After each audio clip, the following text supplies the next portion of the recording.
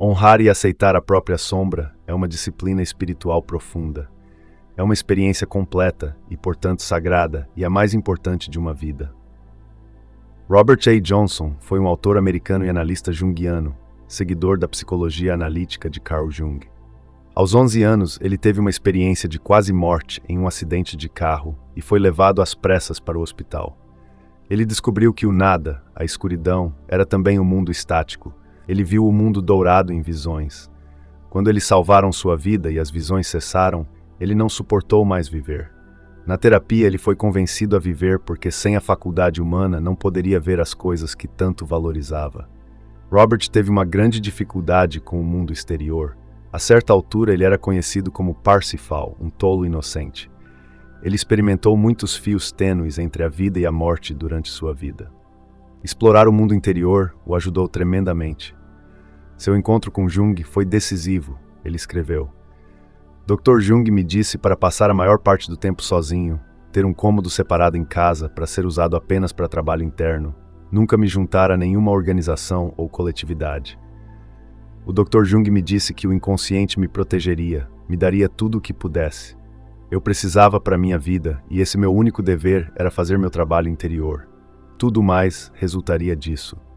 Ele disse que não era o menos importante se eu realizasse alguma coisa exteriormente nesta vida, já que minha única tarefa era contribuir para a evolução do inconsciente coletivo. Aos 54 anos e sentindo-se perdido na vida, Robert visitou a Índia sozinho.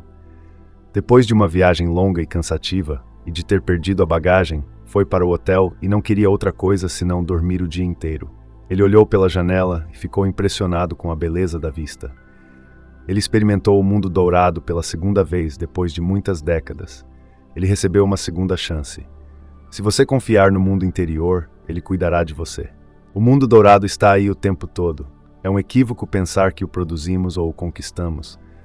Não é algum outro lugar ou tempo, mas um estado de consciência, uma experiência aberta a qualquer pessoa, a qualquer hora e em qualquer lugar. O reino dos céus está dentro.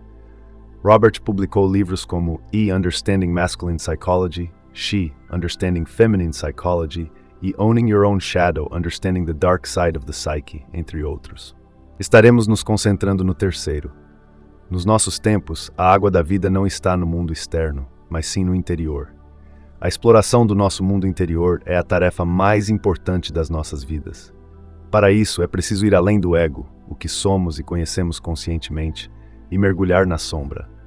Robert refere-se ao uso inicial do termo por Jung, a parte de nós que não conseguimos ver ou conhecer, qualquer coisa que faça parte do inconsciente. Existem muitos equívocos em relação ao conceito de sombra. É comumente visto como mau, sombrio e algo a ser evitado. No entanto, este não é o caso. A sombra não é uma coisa desapegada que não faz parte de si mesmo, ou a personificação do diabo. É uma parte de você. Isso não pode e não deve ser evitado, pois você estará indo contra si mesmo. Todos nós temos uma sombra andando atrás de nós, literal e metaforicamente.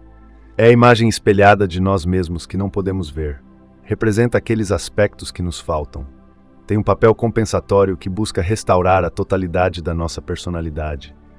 Por exemplo, a sombra de um criminoso não teria impulsos assassinos, mas sim o oposto, sinceridade, relacionamento, ternura, etc. A sombra de uma pessoa tímida seria assertividade, comprometimento, responsabilidade, etc. Ao exibir apenas as partes agradáveis e os destaques de si mesmo, e ao negar as próprias emoções e sentimentos internos, porque deseja, por exemplo, ser simpático ou evitar conflitos, criará ressentimento que irá diretamente para a sombra e será projetado nos outros, inconscientemente. Devemos reconhecer que somos capazes tanto do bem quanto do mal. Essa é a única realidade. Negar a escuridão é negar metade de si mesmo. Com isso em mente, a maioria de nós busca uma vida de bondade, tranquilidade e felicidade. A sombra não deve ser vista como nossa inimiga, mas como nossa amiga. Contém ouro puro esperando para ser integrado à nossa personalidade.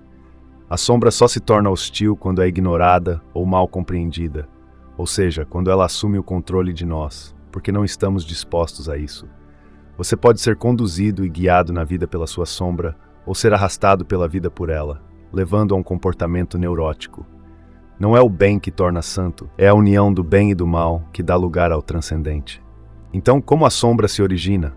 As nossas características recusadas e inaceitáveis não desaparecem, eles apenas se acumulam nos cantos escuros da nossa personalidade. Quando ficam escondidos por tempo suficiente, eles assumem vida própria, a vida sombria. Se acumular mais energia do que o nosso ego, irrompe como uma raiva avassaladora. Certa vez, alguém disse a Jung: "Como você encontra a sua sombra?" Ele respondeu: "Como você encontra o dragão que o engoliu?" Por definição, a sombra é uma parte de você que você não conhece. Você não fala sobre sua própria sombra.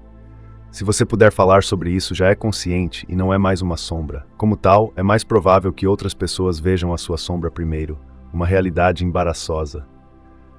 Todos nascemos inteiros, mas de alguma forma a cultura exige que vivamos apenas parte da nossa natureza e recusemos outras partes de nós mesmos. Dividimos o eu em ego e sombra porque nossa cultura insiste que nos comportemos de uma maneira específica. Este é o nosso legado por termos comido do fruto da árvore do conhecimento no Jardim do Éden, ganhando consciência do bem e do mal. A sombra também pode ser vista como pecado e o eu como a figura de Cristo. A cultura é o grande processo de nivelamento. Ela rebaixa todos ao mesmo nível. Isso significa que também parte do ouro puro da nossa personalidade vai para a sombra. Robert escreve: "Curiosamente, as pessoas resistem mais vigorosamente aos aspectos nobres de sua sombra do que escondem os lados sômbrios. Tirar o esqueleto do armário é relativamente fácil, mas possuir o ouro na sombra é assustador. É mais perturbador descobrir que você tem uma profunda nobreza de caráter do que descobrir que você é um vagabundo." Ignorar a sombra é ignorar o ouro interior, e muitos só descobrem o seu ouro quando sofrem de doenças graves ou potencialmente fatais. Esta intensa experiência nos mostra que uma parte importante de nós está adormecida. O arquétipo do curador ferido é aquele que aprendeu a curar a si mesmo e a encontrar o ouro em sua experiência. Este é tipicamente o papel do xamã que muitas vezes adoece apenas para obter o conhecimento necessário para se curar e trazer sabedoria ao seu povo, o elixir da vida. À medida que atingimos a idade adulta, temos um ego e uma sombra claramente definidos, um sistema de certo e errado. A tarefa religiosa é restaurar a totalidade da personalidade. Religião significa recompor as coisas, conectar tudo o que está fraturado. Este é o trabalho da vida religiosa. Nós, pessoas modernas, estamos quebrados por dentro. A verdade é difícil de suportar e não queremos ouvir que existe algo no mundo mais importante que o nosso ego. Algo precisa morrer. Não nossos corpos, mas o ego. Robert escreve: "Geralmente a primeira metade da vida é dedicada ao processo cultural, adquirir competências, criar uma família, disciplinar-se de uma centena de maneiras diferentes. A segunda metade da vida é dedicada a restaurar a totalidade, tornar santa da vida." Robert usa a imagem da gangorra ou gangorra para ilustrar nossa personalidade. No lado direito temos as nossas qualidades aceitáveis, o lado justo, e no lado esquerdo temos as qualidades que são inaceitáveis, o lado proibido. Nenhuma qualidade pode ser descartada, ela só pode ser movida entre esses dois lados da gangorra. Prevalece uma lei que a maioria de nós escolhe ignorar completamente. A gangorra deve estar equilibrada se quisermos permanecer em equilíbrio psíquico. Se alguém favorece as características do lado direito, elas devem ser equilibradas por um peso igual no lado esquerdo. O inverso é igualmente verdadeiro. Essa instabilidade é o que causa mudanças de humor ou de repente agir como uma pessoa completamente diferente. Por outro lado, se a gangorra estiver muito carregada, ela também poderá quebrar no ponto central. Isto é uma psicose ou colapso. Embora tomemos como certo o equilíbrio, digamos, da temperatura do nosso corpo, raramente reconhecemos que a psique também tem a sua maneira de manter o equilíbrio. Esta ideia é ilustrada num manuscrito medieval da Árvore do Conhecimento produzida a partir do umbigo de Adão. À esquerda, a Virgem Maria está vestida de freira, colhendo frutos da árvore e distribuindo-os a uma longa fila de penitentes para sua salvação. Eva, nua, fica à direita, colhendo frutos da mesma árvore e distribuindo-os a uma longa fila de pessoas para serem condenadas. Esta única árvore dá um produto duplo. Sempre que colhemos o fruto da criatividade, a nossa outra mão colhe o fruto da destruição. Adoraríamos ter criatividade sem destruição, mas isso não é possível. Nossa resistência a esse insight é muito alta. A atitude predominante de bondade ou santidade é viver tanto quanto possível do lado direito, do lado bom, da gangorra. mas tal condição seria instável. O lugar sagrado é o ponto central. Embora devamos esconder o nosso lado negro da sociedade, nunca devemos escondê-lo de nós mesmos. Robert escreve: é claro que teremos uma sombra. Santo Agostinho, na Cidade de Deus, trovejou: agir é pecar, criar é destruir ao mesmo tempo.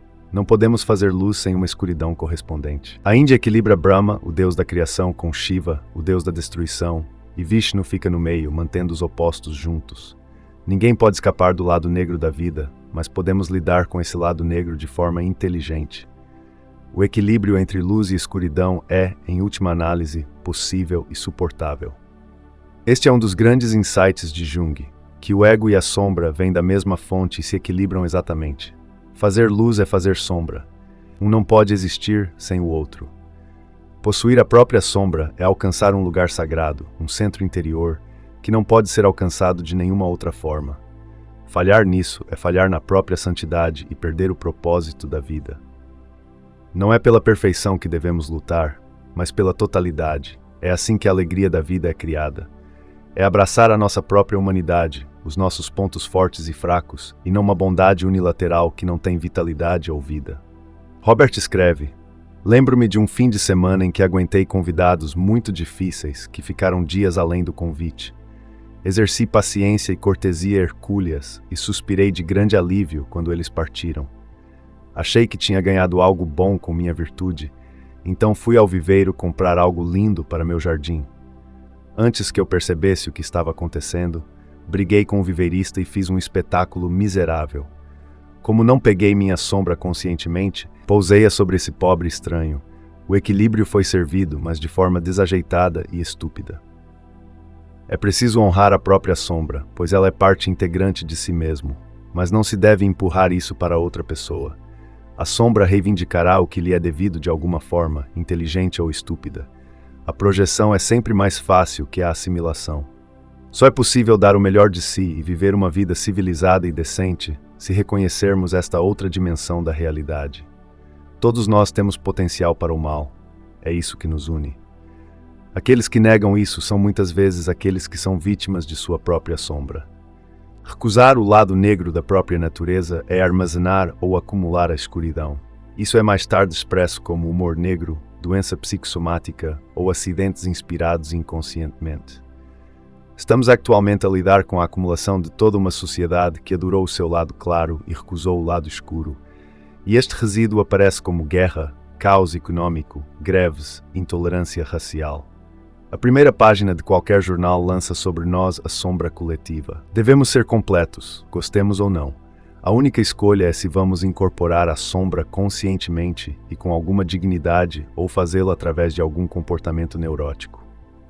A tendência de ver a própria sombra lá fora numa pessoa específica ou num grupo de pessoas é o aspecto mais perigoso da psique moderna. Isso não afeta apenas negativamente os outros, mas também a si mesmo. Somente trazendo a sombra de volta para dentro de si é que podemos assimilá-la. Ela deve retornar para onde se originou e onde é necessária para a sua própria totalidade. É comum que as sombras de duas pessoas estejam uma na outra. Isso raramente leva a algum lugar, pois ambos estão inteiramente à mercê do inconsciente. Estar na presença da sombra de outra pessoa e não responder é simplesmente genial. O Fausto de Goethe é um grande exemplo na literatura do encontro entre ego e sombra. Fausto é um estudioso que descobre que a vida não tem sentido e pensa em suicídio. Sua gangorra atingiu o limite. Neste momento ele encontra sua sombra, Mefistófeles. Através da sua perseverança, Fausto é salvo da sua falta de vida e torna-se capaz de ter paixão, e Mefistófeles descobre a sua capacidade de amar. Amor é a única palavra em nossa tradição ocidental adequada para descrever esta síntese de ego e sombra. Uma das coisas mais difíceis de entender é que muitas vezes nos recusamos a aceitar nossas nobres características, e em vez disso, encontramos uma sombra que a substitui. As pessoas têm tanto medo da sua capacidade de nobreza como dos seus lados mais sombrios. Se você encontrar o ouro em alguém, ele resistirá até a última gota de sua força. É por isso que nos entregamos à adoração de heróis com tanta frequência. Toda a nossa energia está na nossa sombra, e ignorá-la nos faz sentir sem vida, exaustos e preguiçosos. O confronto com a própria sombra enche-nos de energia e resistência que podemos utilizar nas nossas tarefas e trabalhos diários. Robert escreve: certa vez, uma mulher sábia me mostrou como conseguir mais energia quando eu reclamei que estava exausto antes de dar uma palestra. Ela me instruiu a ir para uma sala privada pouco antes da palestra, pegar uma toalha, umedecê-la para que ficasse bem pesada, depois jogar a toalha enrolada em uma bola no chão com toda a força que pudesse e gritar.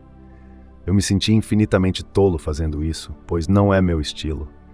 Mas quando saí para a plataforma de palestras depois de tal exercício, meus olhos brilharam com fogo. Eu tinha energia, resistência e voz. Fiz uma palestra cortês e bem estruturada. A sombra me apoiou, mas não me oprimiu. Os papagaios aprendem palavrões com mais facilidade do que frases comuns, já que pronunciamos nossas maldições com muito vigor. O papagaio não conhece o significado dessas palavras, mas ouve a energia investida nelas. Até os animais podem captar o poder que escondemos na sombra. Na meia-idade, cansamos das idas e vindas involuntárias entre as duas extremidades da gangorra. Para nossa surpresa, esse meio-termo não é o compromisso cinzento que temíamos, mas o lugar do êxtase e da alegria. Se aprendermos como aproveitar a energia da sombra e usá-la corretamente, ela poderá preparar o terreno para uma fase totalmente nova da vida. Num ritual de sombra, deve-se encontrar um dos conteúdos da mão esquerda e dar-lhe expressão de alguma forma que não prejudique a personalidade da mão direita. Pode-se oferecer um sacrifício de várias maneiras, como escrever o material da sombra e depois queimar o papel. Um ritual são simbólico ou cerimonial afeta uma pessoa tanto quanto qualquer evento, desde que signifique algo para você. Todas as sociedades saudáveis têm uma vida cerimonial rica para pagar a sua sombra de uma forma simbólica, através do jejum, do sacrifício, da abstenção sexual, etc. Devemos reconhecer a totalidade da realidade, a destruição e a criação, o mal e a redenção. Nosso gosto pela luz nos cega para a realidade maior e nos afasta dessa visão mais ampla de totalidade. O paradoxo é aquela água da vida de que tanto necessitamos no nosso mundo moderno. Todos os grandes mitos dão instruções sobre este assunto e nos lembram que o tesouro será encontrado em um dos lugares menos prováveis. Estranhamente, o melhor pode vir do bairro mais negligenciado. Faremos quase tudo para evitar esse doloroso paradoxo. Mas nessa recusa apenas nos limitamos à experiência inútil da contradição. A contradição traz o fardo esmagador da falta de sentido. Pode-se suportar qualquer sofrimento se este tiver significado, mas a falta de sentido é insuportável. A contradição é estéril e destrutiva, mas o paradoxo é criativo, é uma poderosa aceitação da realidade. Toda experiência humana pode ser expressa em termos de paradoxo. O dia só é compreensível em contraste com a noite. A masculinidade só tem relevância em contraste com a feminilidade. A atividade só tem sentido em relação ao descanso. Para cima só é possível na presença de baixo. Onde eu estaria sem você? Onde a alegria não está limitada pela sobriedade. Avançar da oposição, sempre uma briga, para o paradoxo, sempre sagrado, é dar um salto de consciência. Esse salto leva-nos através do caos da meia-idade e proporciona uma visão que ilumina os restantes anos de vida. Ganhar e perder, comer e jejuar, ganhar e dar. Estes não são opostos, mas são todos necessários à condição humana. Cada um de nós vive nesta contradição. Então, o que fazemos com esta contradição aparentemente insuportável? Essa é essencialmente a questão que está na base de toda dissociação neurótica e de todo problema psicológico. Se abordarmos a questão de forma errada, ficaremos presos numa paralisia neurótica na qual nada poderemos fazer. Não podemos agir ou ficar quietos. É aqui que muitas pessoas estão e seu sofrimento é intenso. O filósofo dinamarquês Kierkegaard expressa isso como um exemplo da vida do esteta, que busca o prazer, mas é atingido pelo desespero. Ele escreve: "Não posso ser incomodado. Não me incomodo em andar de bicicleta, o movimento é muito violento. Não consigo me dar ao trabalho de caminhar, é cansativo. Não posso me dar ao trabalho de me deitar, pois ou teria que ficar deitado e com isso não posso me incomodar, ou teria que me levantar de novo, e também não posso me incomodar com isso. Resumindo, simplesmente não posso ser incomodado." Kierkegaard também acredita que o paradoxo é a solução para o desespero, que só pode ser encontrada dando o salto de fé em direção a Deus.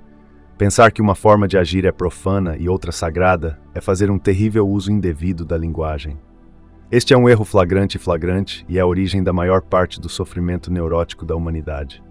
A religião estabelece pontos ou cura, restaura e reconcilia a oposição que tem torturado cada um de nós. Ajuda-nos a passar da contradição, aquela condição dolorosa em que as coisas se opõem, ao reino do paradoxo, onde somos capazes de considerar simultaneamente duas noções contraditórias e dar-lhes igual dignidade. O poeta inglês William Blake também falou sobre a necessidade de reconciliar as partes claras e escuras do eu. Ele disse que deveríamos ir para o céu em busca de forma e para o inferno em busca de energia, e casar os dois. A maioria das pessoas gasta toda a sua energia vital apoiando a guerra dos opostos dentro de si. Isso só traz desespero. No milagre do paradoxo, é bom vencer, também é bom perder. É bom ter, também é bom não ter. Cada um representa uma realidade, uma verdade. Permanecer fiel ao paradoxo é conquistar o direito à totalidade. O fanatismo é sempre um sinal de que se adotou um entre dois opostos em detrimento do outro. A alta energia do fanatismo é um esforço frenético para manter metade da verdade sob controle, enquanto a outra metade assume o controle. Isso sempre produz uma personalidade frágil de estar sempre certo. Mas o que o paradoxo tem a ver com a sombra? Tem tudo a ver com a sombra, pois não pode haver paradoxo, esse lugar sublime de reconciliação, até que alguém tenha possuído a sua própria sombra e a tenha elevado a um lugar de dignidade e valor. Possuir a própria sombra é preparar o terreno para a experiência espiritual. Conflito, paradoxo, revelação, essa é a progressão divina. Quem não passa muito do seu tempo debatendo se deve fazer a tarefa disciplinada ou se deve brincar um pouco mais e ficar no sonhador lugar nenhum? Nenhum dos dois é santo, mas exatamente no paradoxo entre eles reside o lugar sagrado. Estar numa situação onde não há saída, ou estar num conflito onde não há solução, é o início clássico da individuação ou da autorrealização. Neste estado, o inconsciente deseja o conflito desesperador para colocar a consciência do ego contra a parede, para que a pessoa tenha que perceber que tudo o que faz é errado. Este é um ato de humildade que convida a ver além do ego para aquilo que é maior que nós mesmos. Sabemos que a mandala é o círculo sagrado que representa a totalidade, o eu. Mandalas são dispositivos que nos lembram de nossa unidade com Deus e com todos os seres vivos.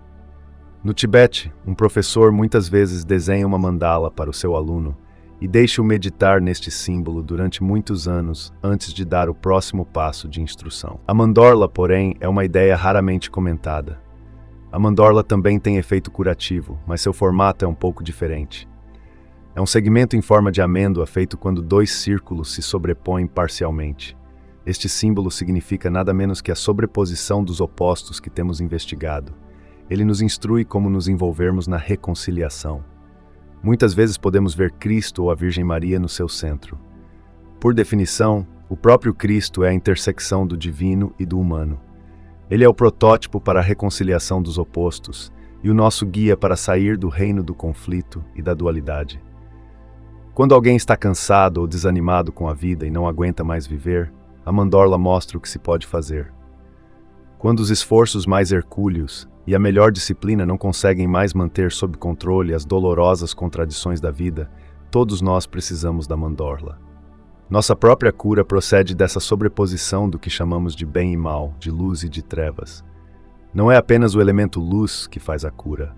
O lugar onde a luz e a escuridão começam a se tocar é a experiência religiosa mais profunda que podemos ter na vida. Gostamos de pensar que uma história se baseia no triunfo do bem sobre o mal, mas a verdade mais profunda é que o bem e o mal são substituídos e os dois se tornam um. Quando alguém é verdadeiramente cidadão do céu e da terra, finalmente percebe que havia apenas um círculo o tempo todo. Este é o cumprimento do objetivo cristão. Os dois círculos eram apenas a ilusão de ótica da nossa capacidade e necessidade de ver as coisas em dobro. Se alguém fizer uma mandorla na privacidade de sua vida interior, ela será ouvida por mais de 1000 quilômetros. Muitas vezes as pessoas perguntavam a Jung, conseguiremos? Referindo-se ao cataclismo do nosso tempo. Ele sempre respondia, se um número suficiente de pessoas fizerem seu trabalho interno. O reconhecimento da própria sombra diminui a projeção da sombra e ajuda a contribuir menos para a escuridão geral do mundo, ao não aumentar a sombra coletiva que alimenta a guerra, a divisão e o conflito. mas também preparamos o caminho para a Mandorla, aquele lugar definitivo de totalidade na vida interior, o grande prêmio da consciência humana. Nos 4 quartetos, T.S. Eliot escreve: o fogo e a rosa são um. Ao sobrepor os 2 elementos flor, ele faz uma mandorla. Estamos profundamente satisfeitos ao saber que o fogo da transformação e a flor do renascimento são a mesma coisa. Se você gosta de nossos vídeos, não esqueça de curtir e compartilhar. Inscreva-se e comente para que o YouTube saiba que esses tipos de vídeos ajudam pessoas como você e que podemos continuar a criar mais vídeos como este no futuro.